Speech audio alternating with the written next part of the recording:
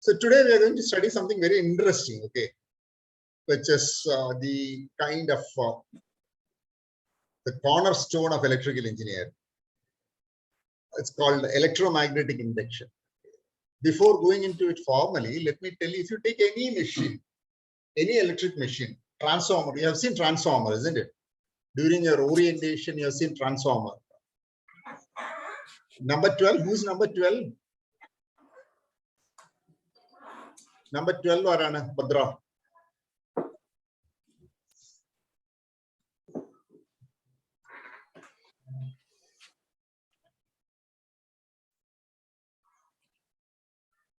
So I'll ask Badra itself.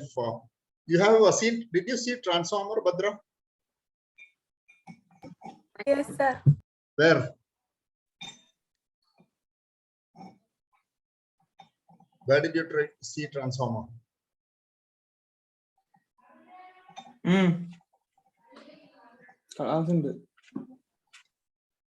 Class.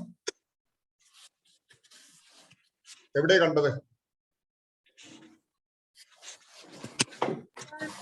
Transformer. every day?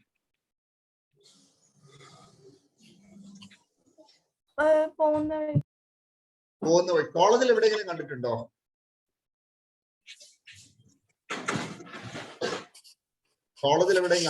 the most important concept in electrical engineering. Let me start afresh, okay, because we are recording this. So the most important thing in electrical engineering is Faraday's law. And in fact, Faraday is called the father of electrical engineering. So if you take any electrical machine, let it be transformer, let it be in EDK, we have a power generator there. Let it be a DC motor. Let it be the motor which helps you to pump water. Everywhere this Faraday's law is applicable. Okay. So we'll talk about electromagnetic induction, then we'll be talking about Faraday's law, Lenz's law, then statically induced EMF and dynamically induced EMF. Then we'll do some problems. That is the agenda for today. So let us look at this electromagnetic induction. So let me tell you a story, okay. In very old days, magicians, I have told you about magic. Magicians used to use magnet. This is just a magnet, okay. This is a magnet.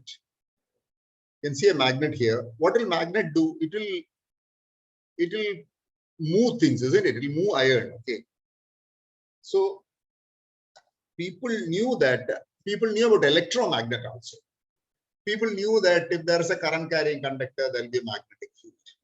Then the gentleman called Faraday, he thought, if, listen to me carefully, if current can produce magnet, can magnet produce current? That was his thought which he was worrying about. If current can produce magnet, can magnet produce current?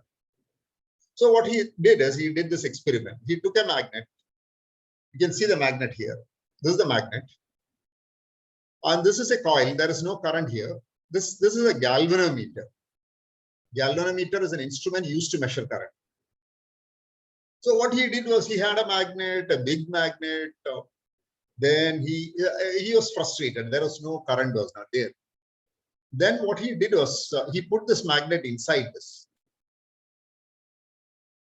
He put the magnet inside this coil.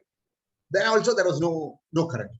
Then when he took out this magnet, there was a current. He was excited. He was jumping with joy. Okay. He was excited and he was jumping with joy. And when he took out the magnet, there was a deflection and there was no current. So he was again dejected. Then after years of experiment, he realized that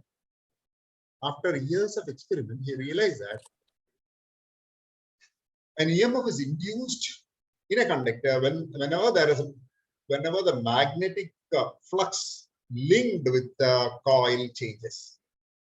He discovered that if there's a magnet and a coil, there's a magnet. There's a magnet and there's a coil. If there's a magnet and a coil, there won't be any EMF induced. But if there is a movement between magnetic flux and the coil, an EMF will be induced. How did he find this out? He kept magnet and coil, both were stationary. He had a magnet and he had a coil, both were stationary, nothing happened. He put the magnet inside the coil, then also nothing happened. When he took out the magnet, something happened. When he put in the magnet, something happened. Then he realized that when there is a movement between the magnet and a coil, an EMF is induced. So if you have a magnet and if you move the coil, an EMF induced. If you have a coil and if you move the magnet, an EMF is induced. If you have a magnet, move the coil, or if you have a coil and move the magnet, or if you move both, an EMF will be induced. So this was a great experiment, and if the circuit is closed, the EMF induced produces a current. So Faraday's experiment, the magnet is stationary with respect to the coil. The galvanometer showed null deflection. The magnet is pushed into the coil. When the magnet is pushed into the coil, what happened? When the magnet is pushed into the coil, a sudden deflection is produced in the galvanometer. Pull the magnet away from the coil, a deflection is produced, but in the opposite direction. After some more experiments, he's found that separate both the magnet and the coil, push both the magnet and coil towards each other, push the coil towards stationary magnet, push them with different speeds. So these are the experiments he did it. So I'll repeat again. He has a coil. He pushed the magnet inside, move both magnet and the coil, move the coil at different speeds. After doing all these experiments, he realized that when there is a relative, so let me summarize this. What is Faraday's finding? When there is a relative movement between a coil and a magnet, an EMF is induced. Not only that, the EMF induced is proportional to the rate of change of flux density. The EMF induced, in the next slide I have typed it very clearly, the EMF induced is proportional to the rate of change of flux. So Faraday's law states that whenever the magnetic flux associated or linked with a closed circuit is changed, an EMF is induced in the circuit, and the magnitude of the induced EMF is proportional to the change of flux linkage. So this is a great man, Faraday. You can see Faraday. You can Google about Faraday and get better photographs, better description about his experiment. This is Faraday. He's explaining this experiment. He demonstrated it. It has a great magic, isn't it? You have a magnet and you have a coil. They're not connected. You move the magnet and you could produce a current here. You have a coil here. You have magnet. You move this magnet. What will happen? A current will be produced in this coil. So that was, and it is proportional to the rate of change of flux linkage.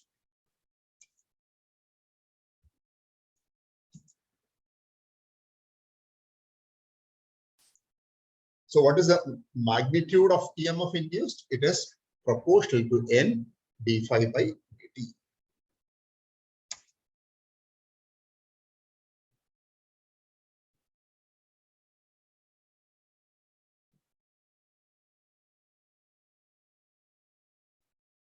Yes, Bhadra. Yes, sir. Bhadra, can you explain whatever Yes, I have sir. explained quickly?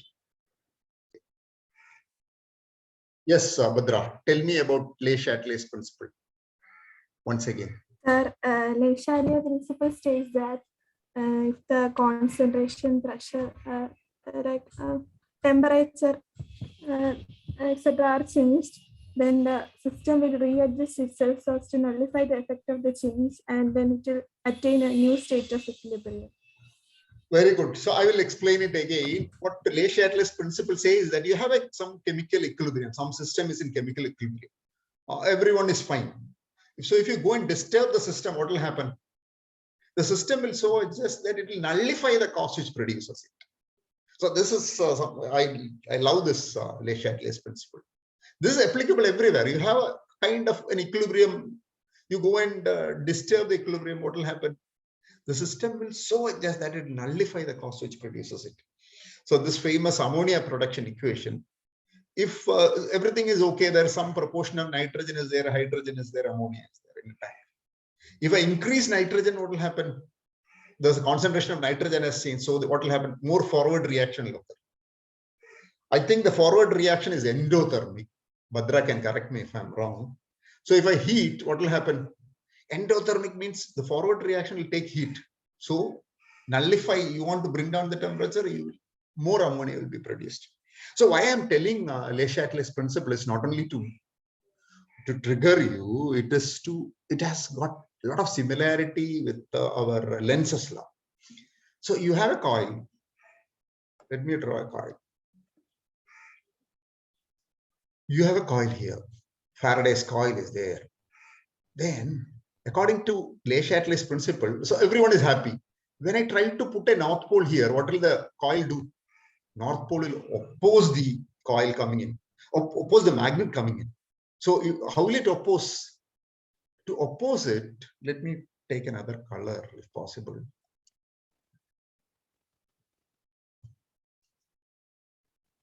To oppose it, what should it do?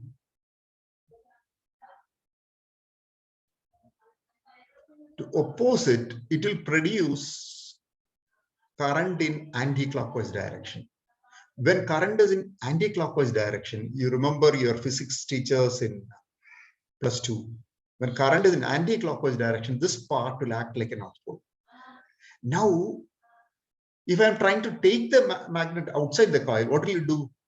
It will try to oppose the magnet being taken out. So the current will be in the clockwise direction. To make you remember this, okay, so storytelling I think is enough.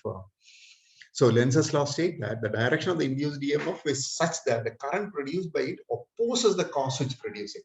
So if I'm trying to put a magnet, into the coil will oppose putting the magnet in. If I'm taking a coil out of the magnet, if I'm taking the magnet out of the coil will oppose it. Okay. So Faraday's law could be now written. It's a better diagram is here. Okay. I forgot about it.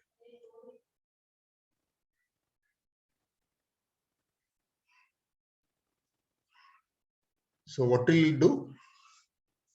If I try to put the coil in, this coil, if I try to put the magnet in, this coil will act like a north pole. So you know that north pole will oppose. This north pole will oppose this north pole coming. When I'm taking the coil outside, this will act like a south pole so that it will say Ayyo Acha Pole from one famous Srinivasan movie. Ayyo Acha Pole. So if I'm taking the magnet out of the coil will oppose the magnet being taken out. If I try to put the magnet into the coil, that also will be opposed.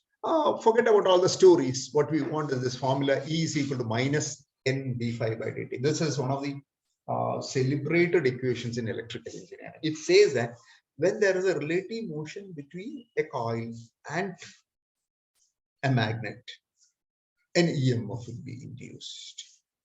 Okay. There are two types of induced EMF, statically or dynamically induced EMF.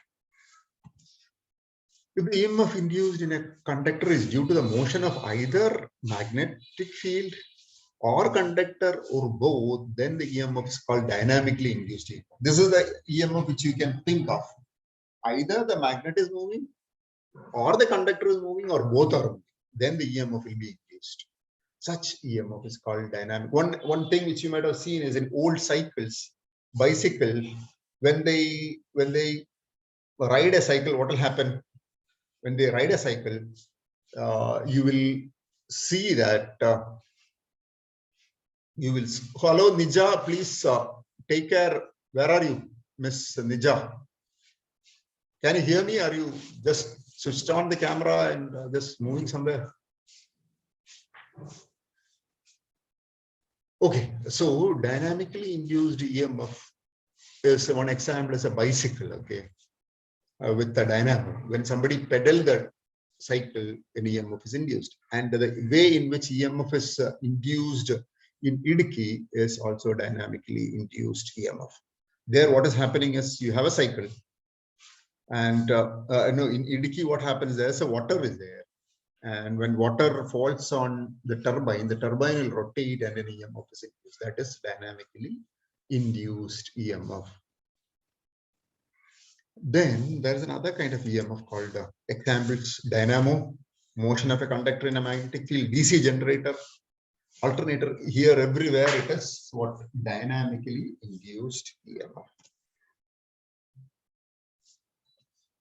EMF induced when the motion of a conductor without the motion of the conductor is known as statically induced EMF. Can anyone say that suppose you have a coil and there's nobody is moving, then also an EMF will be induced? How is that possible, Badra? You have a coil and no magnet is moving. There may be another coil. So let me have a discussion. There is one coil here. There's another coil. Will an EMF induced if both are not moving? Without both moving, can an EMF be induced? Badra. Sir, flux change is When if there's a flux change, okay, very good, very good. Suppose I have a switch here, I have battery here also, and I have a galvanometer here. What will I do? I will keep switching on and off this coil. Then what will happen? Current will go and current will increase. Then there is current and there is no current. There is current and there is no current. So what will happen? There's a change in flux. Because of that, an EMF will be induced. That is, instead of this, you know from your school about AC. AC means instead of this battery, I put an alternating current here. The current is varying sinusoidally in coil 1. It's increasing and decreasing. And therefore, what happens? There's a flux change. And because of the flux change, an EMF will be induced in the another conductor. And this is called statically induced EMF. Example, mutual induction, self-induction, transformers, etc. So over to you, Badra. Please explain this. That is Lenz's law.